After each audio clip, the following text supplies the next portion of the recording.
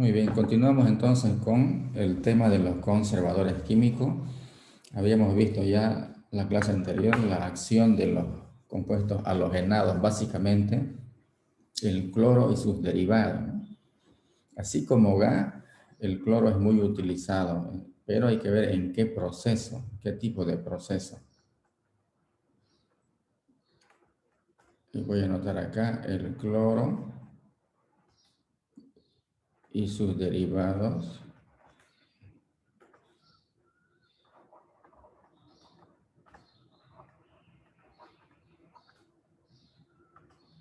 O sea, no todos, sino muchos de ellos. Aquí lo vamos a aclarar.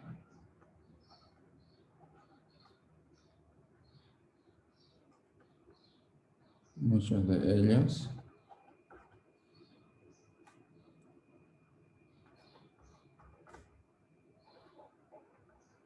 tienen efectos herbicidas. ¿Qué quiere decir? Que elimina gérmenes. Tienen efectos herbicidas. Y voy a escribir en general los halógenos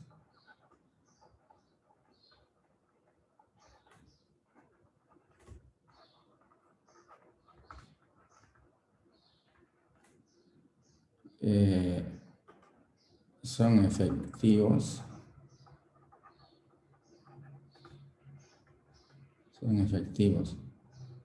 en estos fines.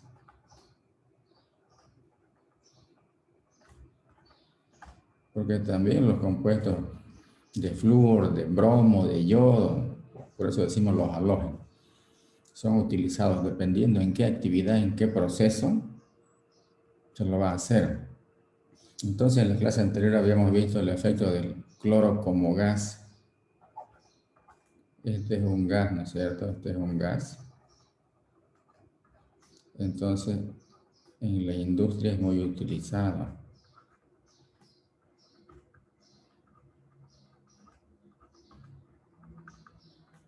En la industria es utilizado. En circuitos de enfriamiento.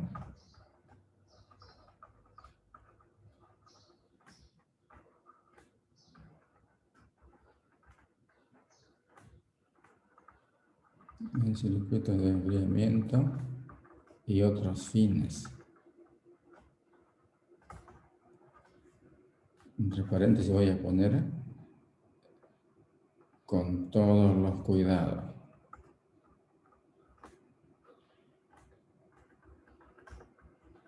Porque es tóxico. Y riesgoso, muy riesgoso para la salud. Como es gas, entonces el manejo operativo es difícil, pues. Es difícil manejar operativamente un gas. En cambio, un sólido puede estar en una bolsa, un líquido puede estar en un recipiente. Entonces, el gas tiende a expandirse y a contaminar todo. Entonces, por eso acá decimos con todos los cuidados, porque es tóxico. Todas las instalaciones deben estar muy bien diseñadas. Entonces, esto es importante, saber que todos los halógenos tienen efectos herbicidas.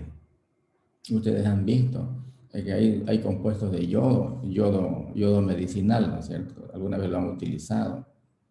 ¿Para qué? Para controlar las infecciones en el cuerpo, por ejemplo. Y también en el tema de los lavados de verduras, en el tema de los alimentos, se utiliza también soluciones de yodo o soluciones de lavandina, ¿no es cierto? Recomiendan los expertos en salud. ¿Para qué se hace eso? Para matar a los gérmenes, a las bacterias que están ahí presentes.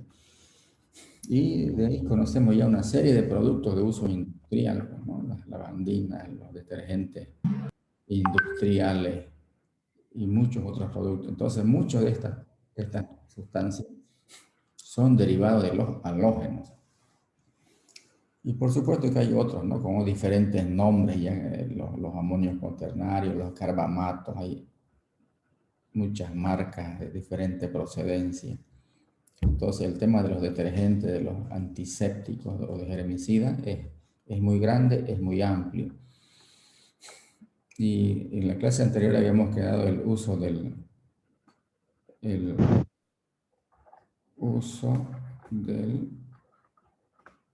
hipoclorito de calcio en aguas de consumo. En aguas de consumo. Tiene mucha aplicación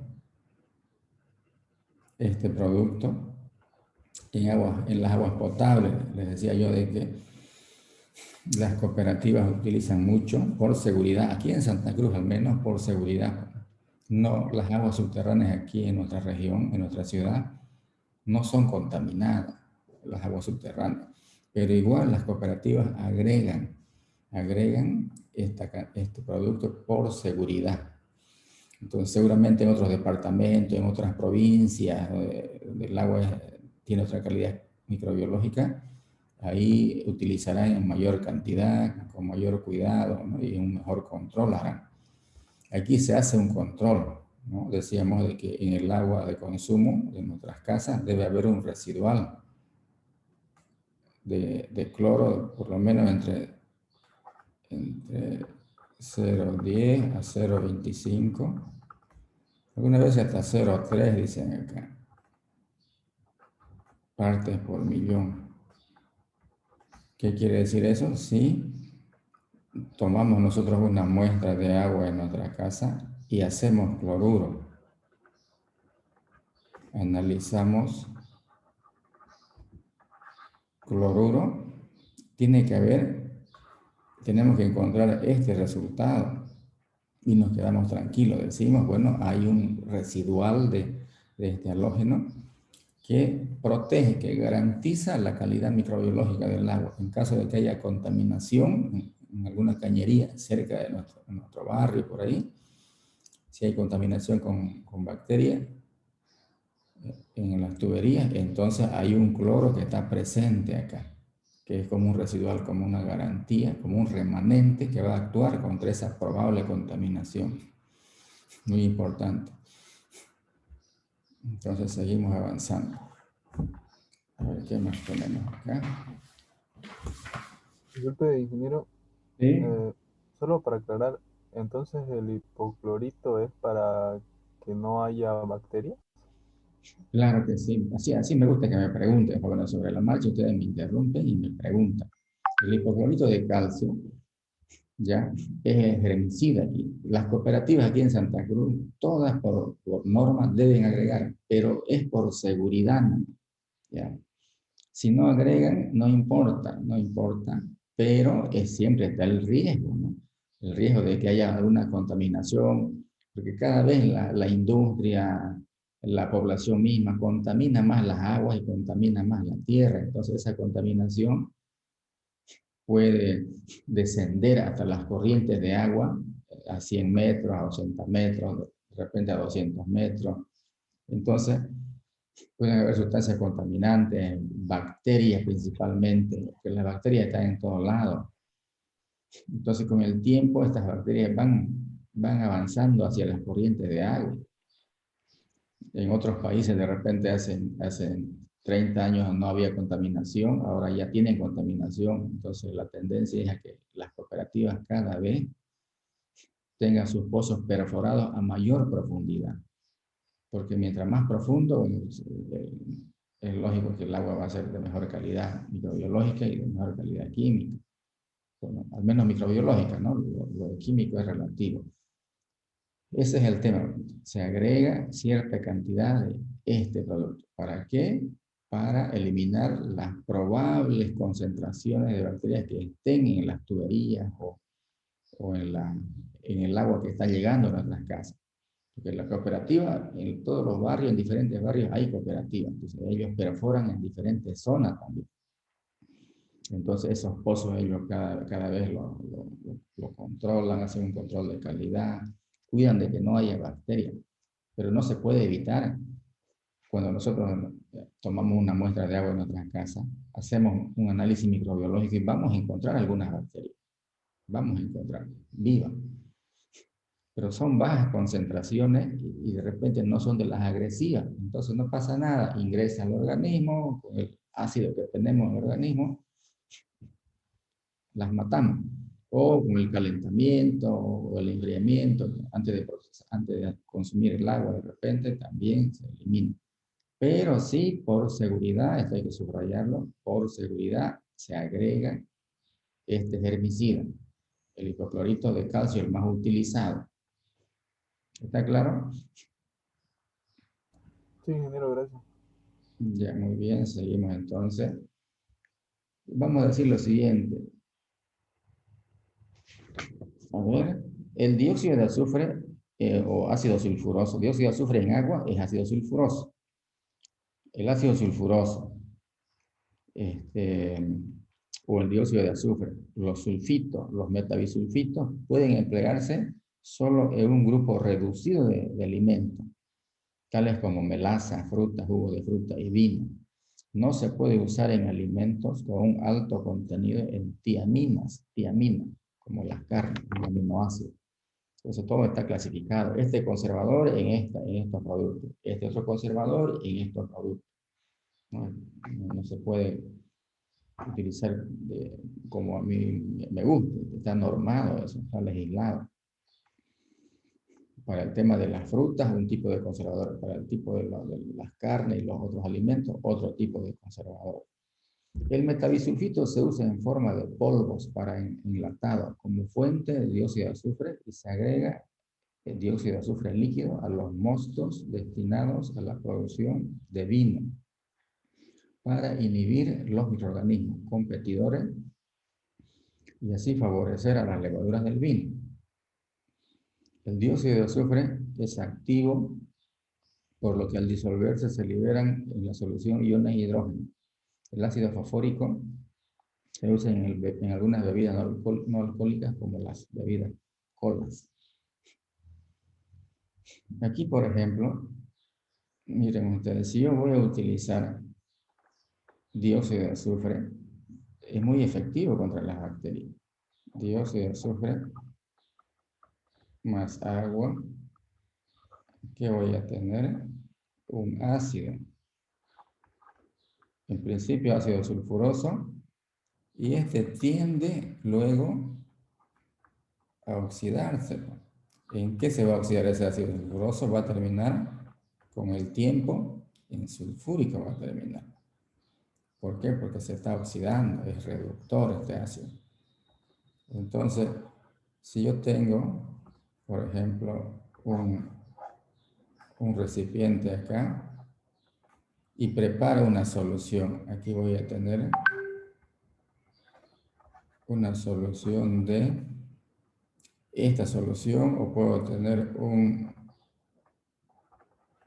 sulfito de sodio. Entonces, este sulfito,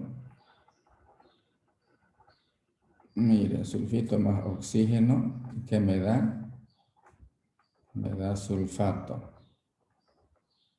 porque es reductor el sulfito. El sulfito es una sal de este ácido. Entonces yo preparo una solución aquí al 3 al 5%. Digo, solución de sulfito de sodio al 3%, por ejemplo. Preparo y ahí tengo.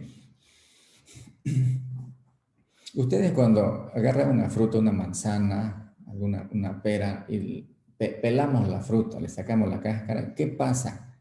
Hay un pardeamiento enzimático, ¿se acuerdan? Se vuelve color pardo el fruto, cambia de color. ¿Por qué? Es hay una oxidación enzimática ahí, es por el oxígeno. Pero si nosotros colocamos esa fruta acá, ya no hay el pardeamiento aquí a esta solución. Ya no cambia de color. ¿Y por qué? Por este fenómeno de acá. Entonces, eso hace ver de que el oxígeno es atrapado químicamente por este radical sulfito, entonces ya no hay oxígeno disponible para que ocurra ese pardeamiento. De esa manera también ya no habrá oxígeno para él, para las bacterias que lo van a necesitar. Muy bien, eso ocurre entonces.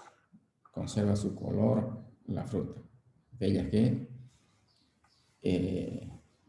adquieren una tonalidad enzimática al exponerse al aire ambiental. Y se utiliza mucho, dice, ya sea como dióxido de azufre también. Dióxido de azufre líquido, ¿no? En la industria de los vinos.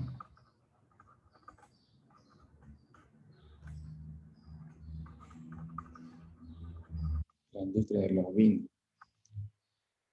¿Por qué? Porque el dióxido de azufre, por este mismo efecto, ¿no? Dióxido de azufre en agua que me da lo que teníamos acá arriba. Esto mismo de acá, mira. Esto, dióxido de azufre en agua, porque un mosto es un producto que se va a transformar en vino. Entonces, en agua es la misma ecuación que tengo arriba. Me da el ácido sulfuroso. Entonces ya tengo acá yo una sustancia que es un ácido y es reductor. Entonces elimina el oxígeno y ya las bacterias que puedan estar presentes en el mosto van a ser eliminadas en el mosto. ¿Qué es el mosto? Fíjense, voy a explicar.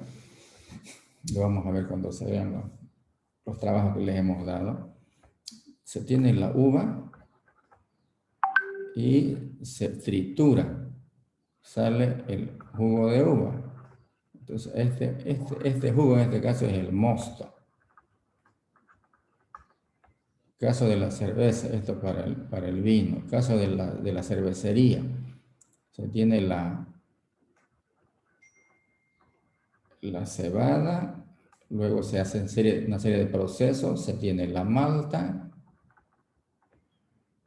luego se tritura o se muele, se tiene granulada, imagínense como un trigo granulado, molido. Entonces la cebada es muy parecida al trigo. A la cebada se la somete a cierta cantidad a cierta temperatura, cierta humedad por 2 o 3 días. Entonces el grano se hincha, tiende a nacer, germina el grano. Germina y se retiene ese proceso, entonces ya se llama malta ya. Y esa es la materia prima para la producción de cerveza. Entonces se tritura, se muele en molinos especiales, se tiene con una harina, esa harina se lleva a cocción. A cocción, es todo un proceso, ¿no? Y ese líquido se llama mosto. Mosto de malta, ¿ya? Que es para la cerveza. Y aquí mosto, en el tema de los vinos, a este jugo de la uva se llama mosto. Entonces se agrega, decíamos acá, se agrega a los mostos, se agrega esto de acá. ¿Para qué? Para que no haya desarrollo de bacterias en estas industrias, en estos procesos. Muy bien, mosto. Se va a entender mejor cuando ustedes investiguen la producción del vino, la producción de la cerveza. Otros conservadores, por ejemplo, están los metales. Es de poco uso, de uso selectivo esto de acá, pero hay metales que sí tienen un efecto bactericida muy importante. Miren, la acción germicida o antiséptica que los metales pesados ejercen en los microorganismos han sido a veces llamadas acción oligodinámica y probablemente es el resultado de lesiones en la membrana celular, desnaturalización de proteínas y combinación directa con las mismas. El único metal recomendado para usarse en la industria alimenticia ha sido la plata. Según concentraciones de plata alcanzada, los microorganismos pueden inhibirse o destruirse. Entonces, en el tema de los alimentos para el consumo de las personas, solamente la plata es la que ha sido autorizada. O sea, como en forma diferente sale. Pero todos los metales tienen efectos herbicidas. Ustedes ven de que hay productos de mercurio, van a la farmacia, soluciones de mercurio, y uno se agrega al cuerpo. Mercurio, es un metal el mercurio, pero es para ese fin, para ese objetivo. El cobre, sulfato de cobre, tiene mucha aplicación en la industria, en los circuitos de enfriamiento, por ejemplo, para eliminar bacterias, para eliminar algas, sulfato de cobre. El cromo también es muy utilizado en otros procesos.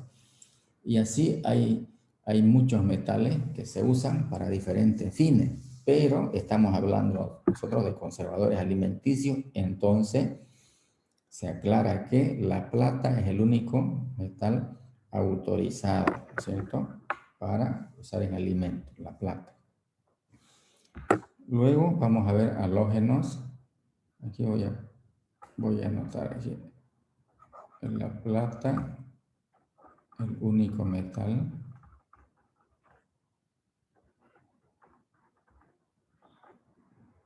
usado o autorizado en, en los alimentos como conservante. Pero es solución de plata, ¿no? Solución de plata. Solución de plata. Si quieren pónganlo así, más uno. No se vaya a pensar de que es plata metálica. Ahora hablemos de los halógenos, que ya hemos hecho algunas teorías importantes, pero vamos a ver cómo complementamos. El agua empleada en el lavado de los alimentos o del material, en la refrigeración y otros, y la usada para beber, puede clorarse, fíjense, puede clorarse por adición directa del cloro, de hipoclorito o de cloraminas. Para prolongar el periodo de conservación de frutas se han empleado envolturas de yodo, otro halógeno. En la desinfección de los utensilios empleados en la industria láctea se usan los iodóforos, que son combinaciones de yodo con agentes humectantes no iónicos y con ácidos. Los halógenos destruyen los microorganismos. Estamos hablando de los halógenos. ¿Y cuáles son? El flúor, cloro, bromo, yodo. Los halógenos destruyen los microorganismos por oxidación, por lesión de sus membranas celulares o por combinación directa con las proteínas de la célula. Muy bien, el tema de los halógenos es muy amplio. Este tipo de productos, esta gama, este abanico de productos de los halógenos, tienen muchos derivados. Ácidos orgánicos y sus sales. Los ácidos láctico, acético, propiónico y cítrico o sus sales. Si son el ácido láctico serán los lactatos.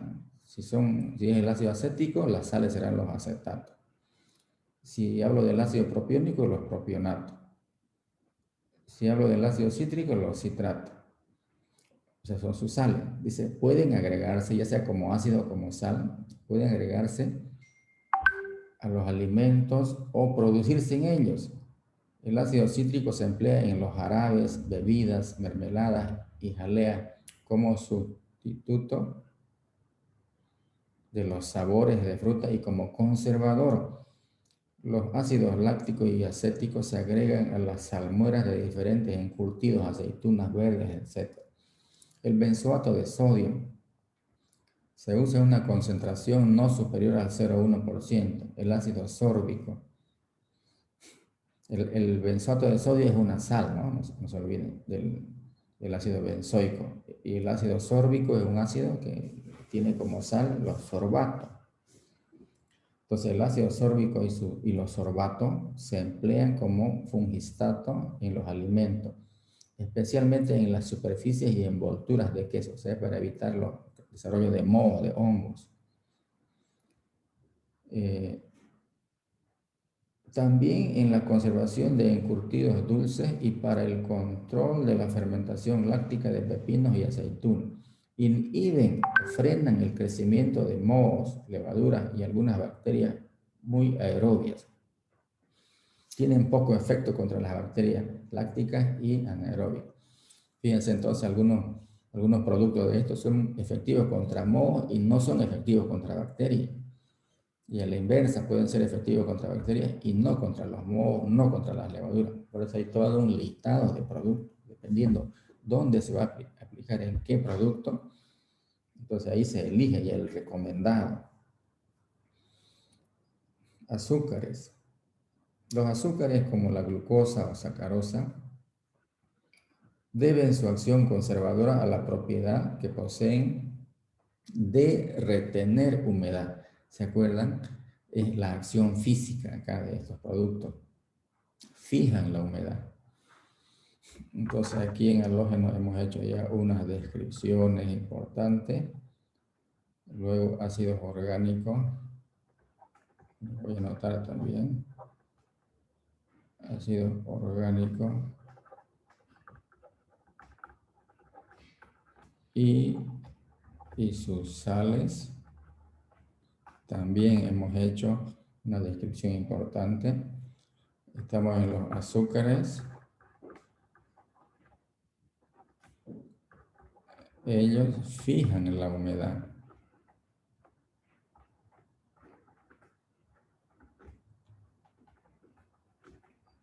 Fijan la humedad. Quiere decir que retienen la humedad. Voy a leer de nuevo en el tema de los azúcares. Los azúcares como la glucosa o sacarosa deben su acción conservadora a la propiedad que poseen de retener o fijar la humedad, que de esta forma no es aprovechable por los microorganismos y a su efecto osmótico. Como ejemplo de alimentos conservados por la adición de grandes concentraciones de azúcar, hay que señalar las leches condensadas. Todos conocemos la leche condensada, es dulce, ¿no es cierto? Es dulce. ¿Por qué? Porque allá en la industria han evaporado agua y han agregado azúcar. Entonces, en la leche condensada, ¿cómo es la AW? Yo pregunto, ¿qué me responden ustedes? Por ejemplo, en la leche condensada, ¿cómo es la AW? ¿Alta o baja? Baja. Muy bien, la AW es baja, es baja. Es baja, todos conocemos que es un fluido viscoso y dulce. Entonces, difícilmente las bacterias ahí van a desarrollarse. Difícilmente, no es necesario una leche condensada guardar en la heladera, no. Va a pasar mucho tiempo y se va a empezar a descomponer. Y con preferencia, ¿cuál grupo va a descomponerse primero? Con preferencia, los mohos. ¿Por qué? Porque necesitan, muchos de ellos exigen bajas concentraciones de AW. Y con el tiempo, pues, levadura y luego vendrán algunas bacterias que se van adaptando. Y así también las conservas de fruta tienen baja concentración de agua, entonces tienen también su conservantes apropiados para el uso o para aplicarlo en estos medios. Entonces, en leche condensada, los azúcares se usan en almíbares, las frutas en almíbares, en jaleas y confituras. Todos esos son dulces, productos dulces. Confituras, almíbares, jaleas. Todos estos productos alimenticios son de baja concentración de agua, baja AW, por lo tanto. Entonces, ahí, ¿cómo es que se conservan los productos? Porque hay presencia de azúcar y ha sido la humedad fijada, ha sido retenida. No hay agua disponible para que los microorganismos puedan aprovechar y poder vivir ellos. Entonces, no pueden vivir en ese medio. pero no es por tiempo indefinido, no se olviden, ¿no? Llega el momento en que sí empiezan a desarrollarse con lentitud, pero empiezan, y ya sabemos cuál, con preferencia primero, ¿no? Primero los mohos en esos entornos. Hablemos de los alcoholes. A ver, vamos a subir un poquito.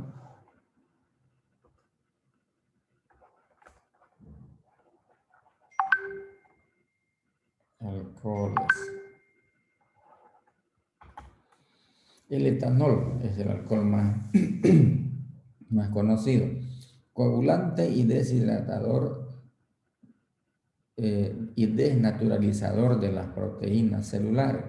Tiene un efecto germicida más intenso a concentraciones del 70 al 95%. Los extractos aromáticos como los de vainilla y limón se conservan por su alto contenido en alcohol. Entonces, concentración apropiada, vamos a poner etanol acá. Y en esta época lo están utilizando, la gente lo está utilizando, ¿no? ¿Y con qué concentración recomienda? ¿Alguien se acuerda? Para que sea efectivo contra los virus. 70%. 70%, miren, entonces, con una concentración del 70% es efectivo contra virus y otros microorganismos. Entre el 70 y el 80 y tanto por ciento, más o menos, entre, ¿no? 70 y hasta el 90%, si hablamos como rango. Y aquí voy a decir, al 100% no tiene efecto. O sea, el alcohol puro no tiene efecto contra los microorganismos, no le hace nada.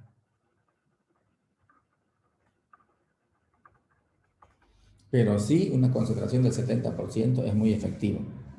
Y la teoría dice, ¿no? Del 70 al 90% tiene efecto bactericida. Pero mejor concentración al 70%. Ya al 100%, al 98%, al 99% no tiene efecto. Entonces, esto es el 100% no le hace nada, no tiene efecto contra las bacterias. ¿Por qué será eso? Porque si yo digo 100% de alcohol, no tengo nada de agua acá. Aquí tengo un 30% de agua. Entonces, el agua hace que llegue a todo lugar en la célula. Es el transportador, el agua, para que llegue esta sustancia, ¿no es cierto? Tiene que haber una vía. ¿Y cuál es la vía? Esa vía es el agua. Es el agua. Y aquí tengo agua, pues al 70%. En cambio, aquí no tengo agua. No tengo agua. Es como, por ejemplo, las plantas necesitan agua para que los minerales, ¿no es cierto?, puedan ascender por las raíces. Y si no hay agua, esos minerales no se movilizan, se quedan en la tierra. Tiene que haber cierta cantidad de agua. Entonces, más o menos por analogía, ese ejemplo, aquí también tiene que haber cierta cantidad de agua para que esta sustancia llegue a todo lugar en la célula y pueda dañar a ese organismo, a esa célula. Muy bien. El contenido alcohólico de conservas y vino no reforzado no es suficiente para evitar su alteración por ciertos microorganismos, pero limita los tipos de gérmenes que en ellos pueden desarrollarse. Los licores y bebidas destiladas contienen generalmente suficiente alcohol para impedir la invasión microbiana. El alcohol metílico es tóxico y no debe adicionarse a los alimentos. Entonces, cuando se habla de alcohol, no es cualquier alcohol que se utiliza también. Vean ustedes como el metílico no se utiliza porque es muy tóxico. El más conocido entonces es el alcohol etílico. Y si yo tengo por ejemplo, una bebida destilada, ¿no? Los licores, puedo poner yo whisky, no sé, agua ardiente, de diferentes nombres se conocen estas bebidas. son bebidas destiladas. Primero, bebidas,